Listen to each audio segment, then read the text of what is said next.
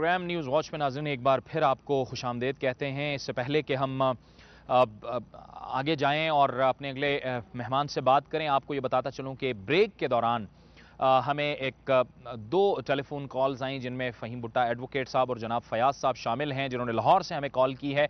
ये मैं आपको बताता चलूं कि दुनिया न्यूज़ की जब पहली बार सैलाब के हवाले से ट्रांसमिशन हुई थी तो उस ट्रांसमिशन को देख के बहुत से लोगों ने पर्सनल बुनियादों पे हमें अप्रोच किया, हमसे रब्ता किया और वो ख़ुद इस नौशहरा में, चारसद्दा में, सवात में तशरीफ़ लाए और उन्होंने अपने हाथों से इमदाद तकसीम की। ये जो मैंने नाम लिए ये वो लोग हैं जिन्होंने पहले भी इमदाद दी और अब उन्होंने हमें कॉल करके दोबारा कहा है कि इसी तरह अगर इस स्पेस को और इस रिदम को इसी तरह बरकरार रखा जाए तो लोग और उठेंगे। हुकूमत तो सोचेगी इमदाद करना, लेकिन जो साहिबी हैसियत लोग हैं, जो कर सकते हैं, वो मजीद इमदाद इन लोगों की करते रहेंगे। लाहौर से, पंजाब के मुख्तलिफ शहरों से, सियालकोट से जब पिछली हमारी ट्रांसमिशन हुई थी तो हमसे लोगों ने राब्ता किया।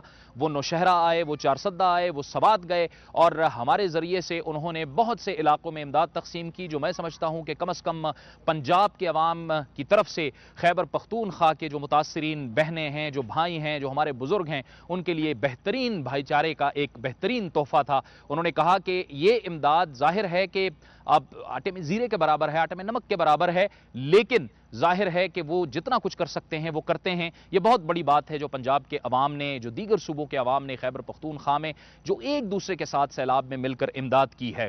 इसके साथ साथ बैरून मुल्क से भी पाकिस्तानी जो भाई हैं हमारे, जो मुकीम है वहाँ पर, वो भी इमदाद में बढ़ चढ़ कर हिस्सा ले रहे हैं। रिलीफ एफर्ट्स कुवैत की टीम इससे पहले भी पाकिस्तान आ चुकी है और अब दोबारा वो एक अपनी हिकमत अमली बना रही है रिहेबिलिटेशन और रिकंस्ट्रक्शन के हवाले से। इस वक्त हमारे साथ टेलीफोन लाइन पर मौजूद हैं कुवैत से रिहेबिलिटेशन और रिलीफ एफर्ट्स कुवैत के सदर जनाब आसिफ खान। बहुत शुक्रिया आसिफ खान साहब। आप पहले तो हमें ये बताइएगा कि पहले किन किन इलाकों में आप आए?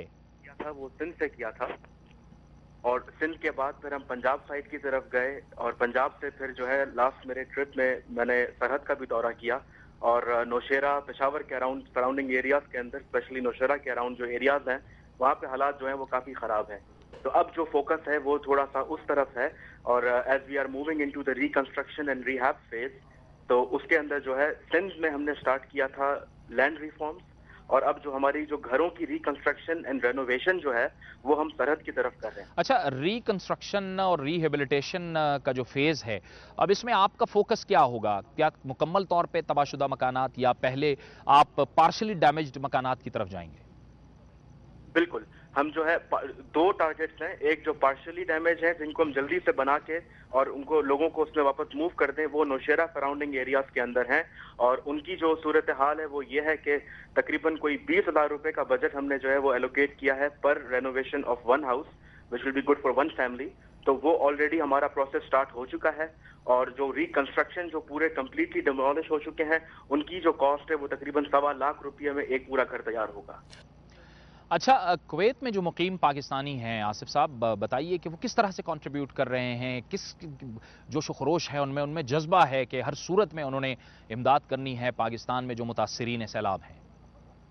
जी हाँ, अल्लाह का बड़ा करम है कि सपोर्ट हमारे पास जो है वो कुवैत में मुकीम जो पाकिस्तानी हजरात हैं उनसे हमें काफ़ी सपोर्ट है और जो गवर्नमेंट को सपोर्ट नहीं करना चाह रहे थे तो हमारे प्लेटफॉर्म के थ्रू उसमें क्रेडिबिलिटी है, ट्रस्ट इश्यूज थे, तो हमारे प्लेटफॉर्म के थ्रू अल्लाह का शुक्र है कि उनकी जद्दोजहद और उनकी जज्बात जो है वो सारे हमारे साथ हैं और बड़ा अच्छा हमारे पास सपोर्ट सिस्टम है वहाँ। अच्छा आसिफ साहब, बैरूनी ममालिक में ये बड़ा एक मसला होता है कि जब वो आपको फंड देते हैं तो जाहिर है कि वो एक ट्रस्ट का मसला तो है कि फंड्स की जो शफाफियत है वो रहनी चाहिए और उन्हें हकदारों तक पहुंचना चाहिए। तो क्या इस तरह के सवालात आपसे होते हैं और क्या तरीक़ेकार आपने इख्तियार किया हुआ है? रिलीफ एफर्ट्स कुवैत जो बनाई थी वो उसका पर्पज ही सिर्फ ये था कि लोगों के ट्रस्ट को लेके चलें और इसी सिलसिले में एक एक चीज जो हमने कुवैत से भेजी है, तकरीबन कोई अब तक मैं 80 टन के करीब सामान कुवैत से भिजवा चुका हूं, वो पूरा बाकायदगी से मॉनिटर हुआ है कि वो कहां डिलीवर हुआ है और उसमें मैं खुद पाकिस्तान जाके 3 हफ्ते मैंने सैलाब के इलाकों में गुजारे हैं, सिंध में और सरहद के अंदर, और बहुत सारा सामान मैं खुद जाके डिलीवर करके,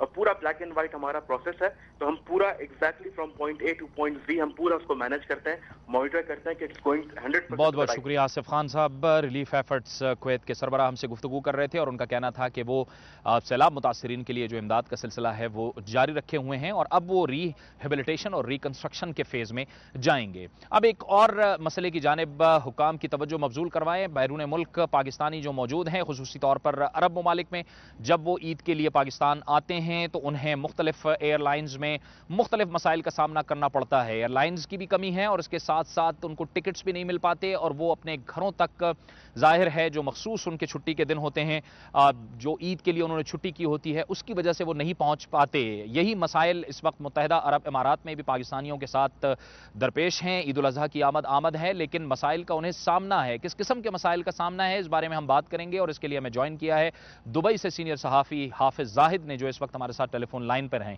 بہت شکریہ زاہد صاحب۔ یہ بتائیے کہ اب جو اگر ہم مجموعی طور پر کہیں تو یہ کس قسم کے مسائل کا شکار ہیں پاکستانی وہاں پہ؟ جی جاوید، اس وقت عید الاضحیٰ کے سلسلے میں یو اے ای سے پاکستان جانے والوں کا رش جو ہے وہ انتہا کو پہنچ گیا ہے۔ مسافروں کو جو سہولیات ملنی چاہیے تھیں وہ نہیں مل رہی۔ ٹکٹوں کے حصول کے لیے پاکستانیوں کو سخت دشواری کا سامنا ہے۔ آپ اندازہ لگائیں کہ 120 سیٹوں والے جہاز میں 40 سے 50 مسافر صرف چانس کی ٹکٹ پر پاکستان جانے کے منتظر ہیں۔ دبئی، شارجہ، ابوظہبی اور اجمان میں مقیم ہزاروں افراد پاکستان میں اپنوں کے ساتھ عید منانے کی خواہش لے کر جب ایئر لائنز کے دفاتر میں سیٹ کنفرم کرانے کے لیے جاتے ہیں تو ان کو یہ کہا جاتا ہے کہ ہم بے بس ہیں اور عید تک کسی بھی فلائٹ میں کوئی سیٹ نہیں ہے۔ نومبر کے آغاز سے ہی سرکاری اور نجی ایئر لائنز کی تمام پروازیں پیکڈ ہیں۔ اس سلسلہ میں اوورسیز پاکستانیوں کے مسائل کے حل کے لیے حکومت نے کوئی اقدامات نہیں کیے، جبکہ لوگ پورا سال انتظار کرتے ہیں کہ وہ عید الاضحیٰ کا اسلامی تہوار پاکستان میں اپنوں کے ساتھ منائیں۔ جی اچھا زاہد، یہ ایئر لائنز انتظامیہ کیا کہتی ہے اس حوالے سے؟ کیا وہ اپنی فلائٹس بڑھا نہیں سکتی؟ جی، میں آپ کو بتاتا چلوں کہ یو اے میں قریباً 12 لاکھ پاکستانی مقیم ہیں جو وطن عزیز کی معیشت کو مضبوط کرنے میں کردار ادا کر رہے ہیں، لیکن پاکستانیوں کے ساتھ یہ سلوک ہو رہا ہے کہ کسی بھی ایئر لائنز نے عید کے موقع پر ابھی تک کوئی خصوصی پرواز نہیں چلائی۔ صرف ایک نجی ایئر لائن نے ایک اچھا اقدام کیا ہے کہ عید آپریشن کے لیے چھوٹے جہازوں کی بجائے پاکستان جہانے کے لیے بڑے جہاز چلائے ہیں۔